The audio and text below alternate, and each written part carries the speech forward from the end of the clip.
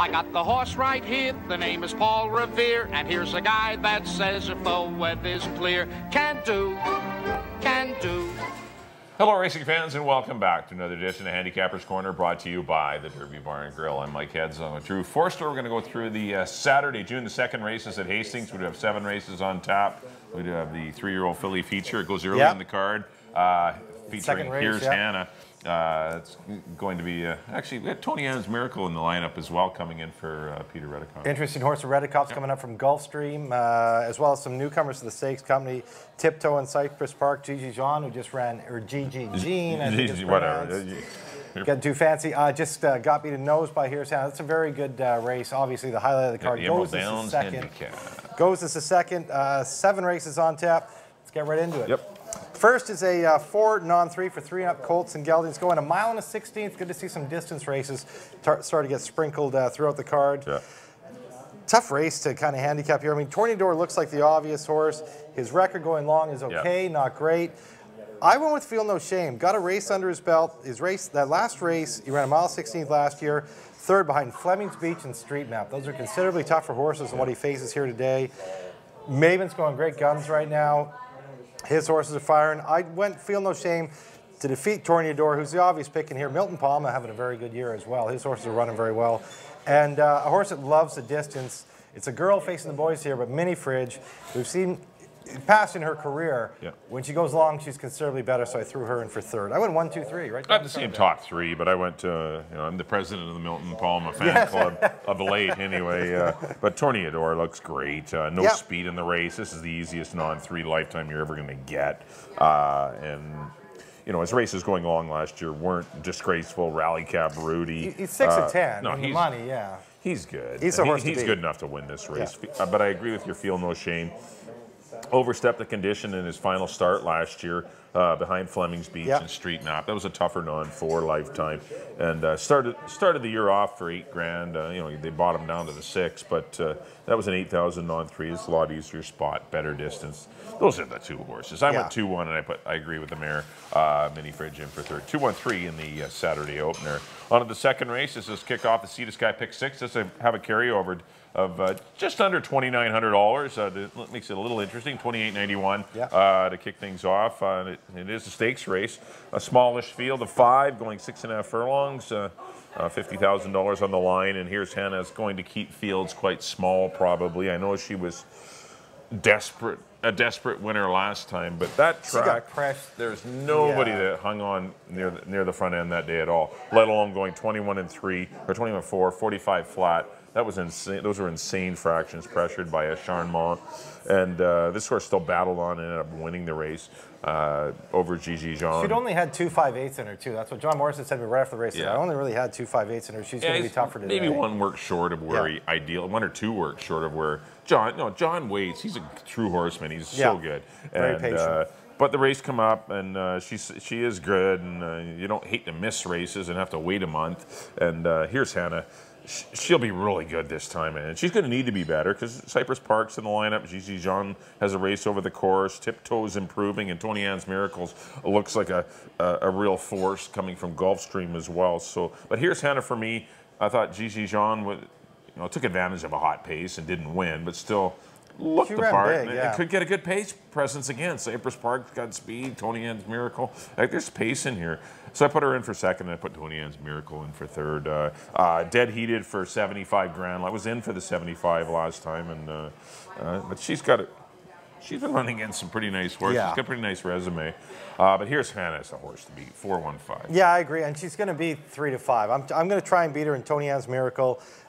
Peter Redekop, what a season he's having here. It seems like I'm interviewing Peter Redekop. Yeah, every weekend. Race.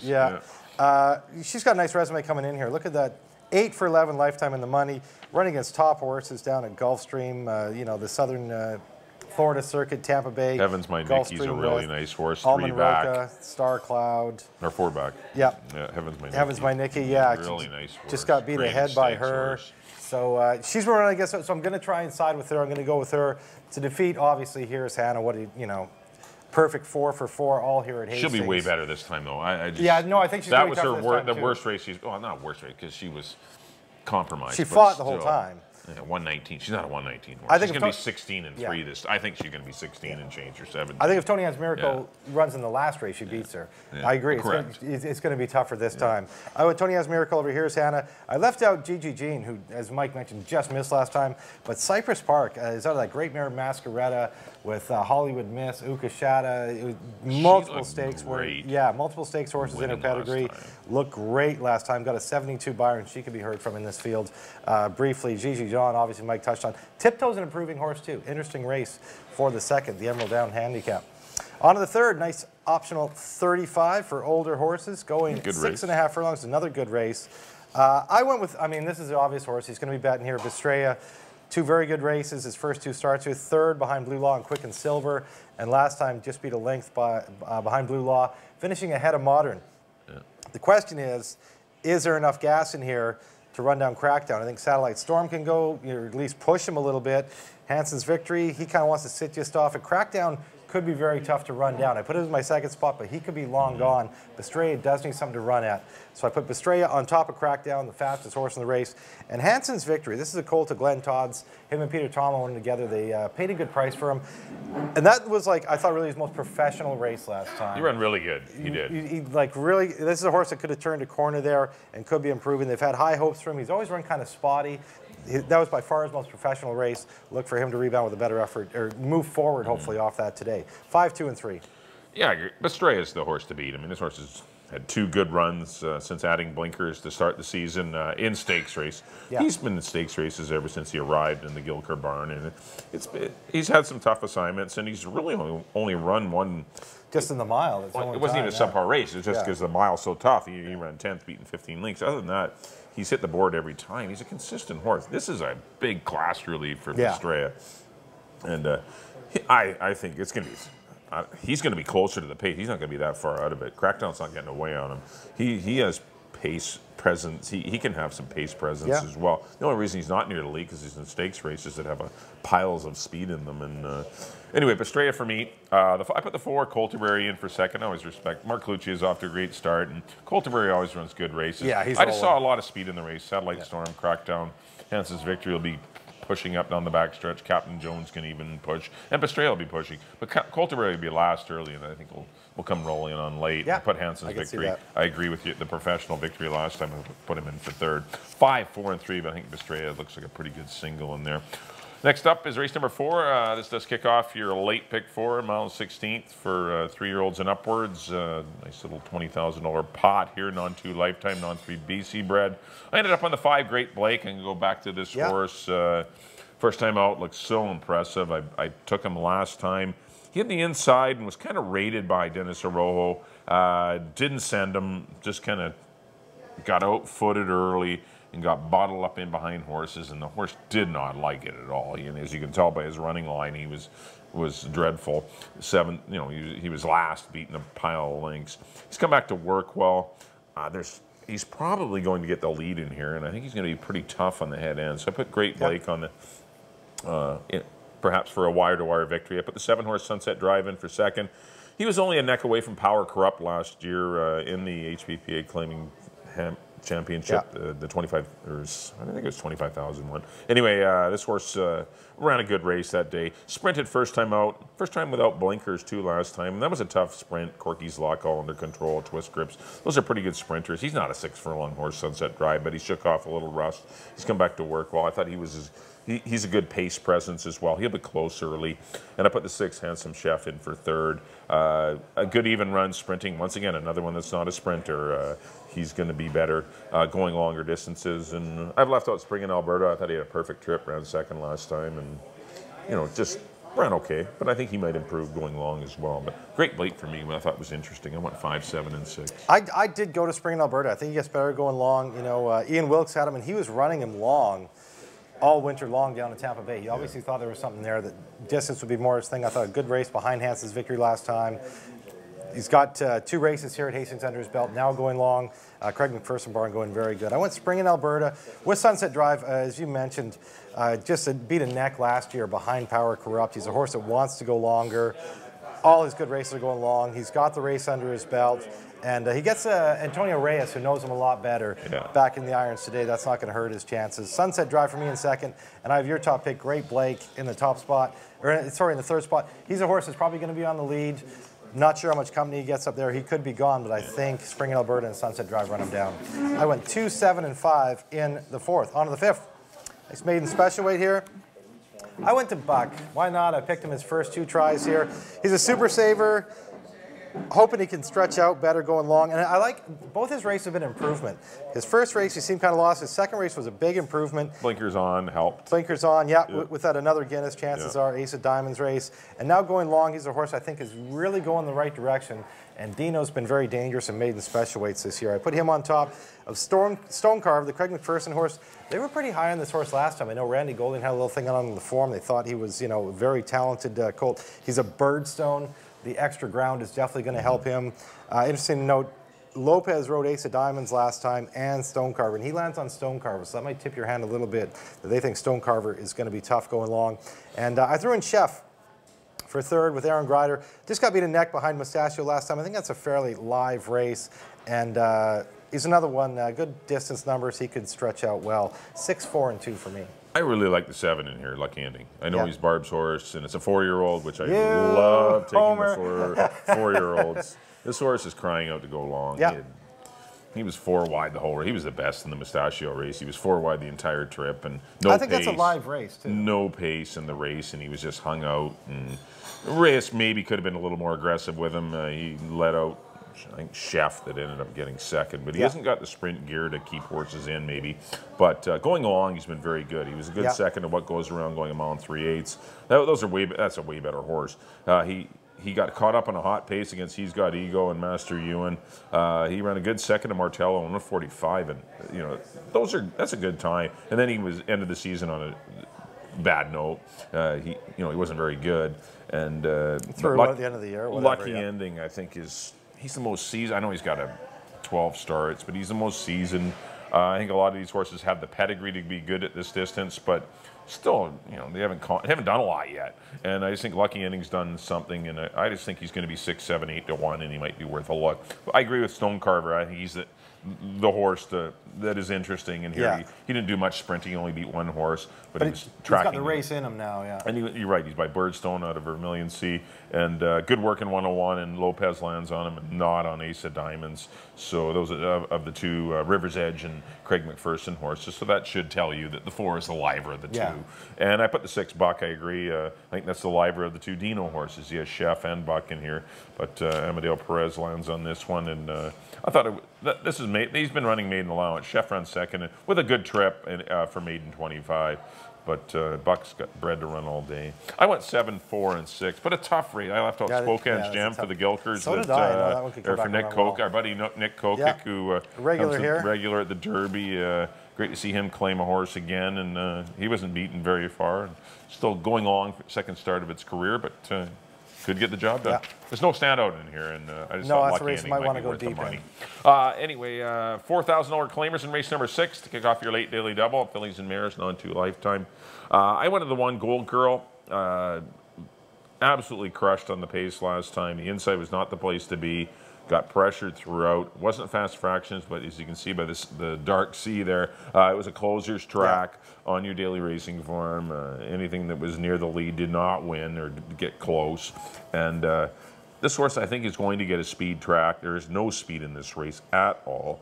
And I think Gold Girl is going to be really tough to beat. Future Games jumping up at a maiden 3,000 is the illogical horse maybe to put a little pressure on her, but I think she's a little bit better horse than that one. So I try and her to defeat Swagger Cat, who continues to run good races. Gets Julio Roque in the tack. That is his first name. Is it Julio? It's not JC. Julio. No, he's a Julio. Julio. Me and Julio down by the schoolyard. Yeah. And the 9 probably noticed. I was between the 9 and actually the 7 chances. Carol's Command for third. I didn't love anyone for third, but I went 1-3-9. I went to the 9. Proudly noticed there's a horse knocking on the door for Jody Ross, and look at Jody's stats this year: 4 starts, 3 seconds. All her horses are running good. They're all right there, and this horse comes from a little bit off it. I'm hoping that there is more of a Gold Girl Future Games little duel up front to set up, Proudly Noticed. Swagger Cat was just behind her last time from Milton Palma, your barn. Milton's horses are running barn, very. Yeah. Milton's horses are running good. No, they're running really well. And this guy's her first 2 starts this year gets beat a half by Seagold, who's decent, and just a couple lengths last in that Perrier Proudly Noticed race. So she's live in here, and I threw in 7 chances out of the Steve Henson barn. Coming out of that tough. She's never actually broke her maiden. She ran second to a Notice last year, got moved up. And then that was a tough Cayman's Reserve and Notice. We're going to see those horses later on the weekend. But now back into a 4 non-2. She fits well in here with David Lopez aboard. I went 9, 3, and 6. In the 6th, on to the 7th. Maiden 4 for fillies and mares. No clever pick here. Turbocharged of the John Snow barn, number 5. Looked very good, ran against Future Games. You get a nice little tip of the hand here in the race before with Future Games. If she comes back and runs big, you know Turbocharged is well meant in this race. Good second behind her. Beat Bama by 3/4 length. That was just her first start, a horse that could improve in her second start.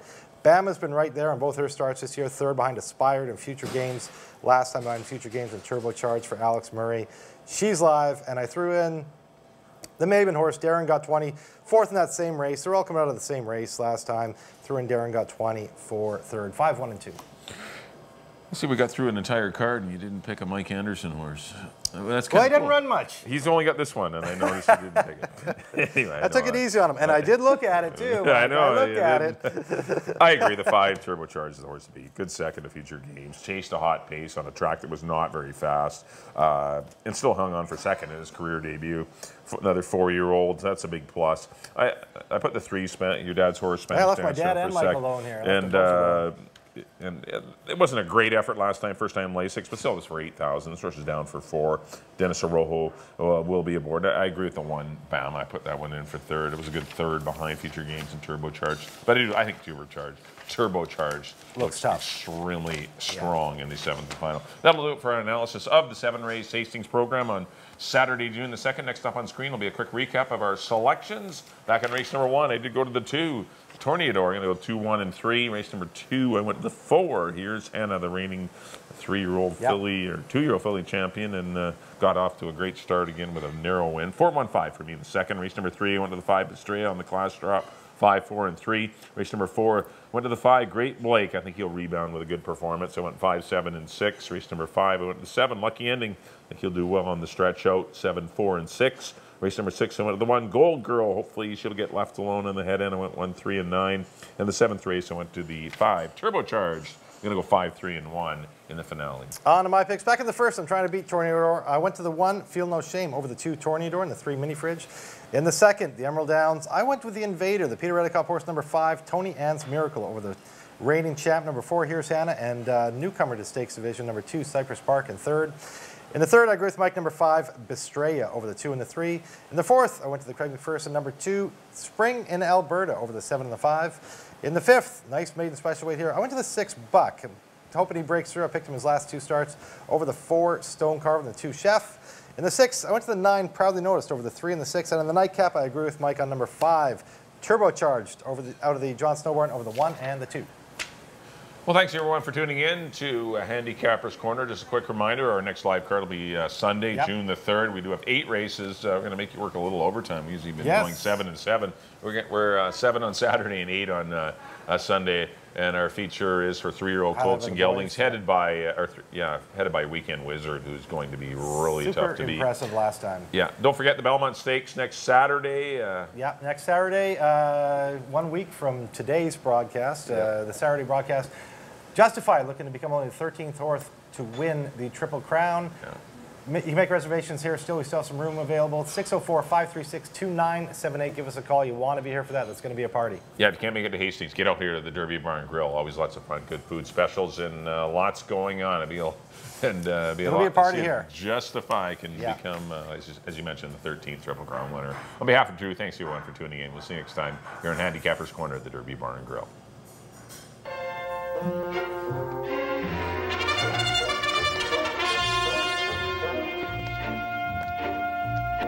I got the horse right here, the name is Paul Revere, and here's a guy that says if the weather's clear, can do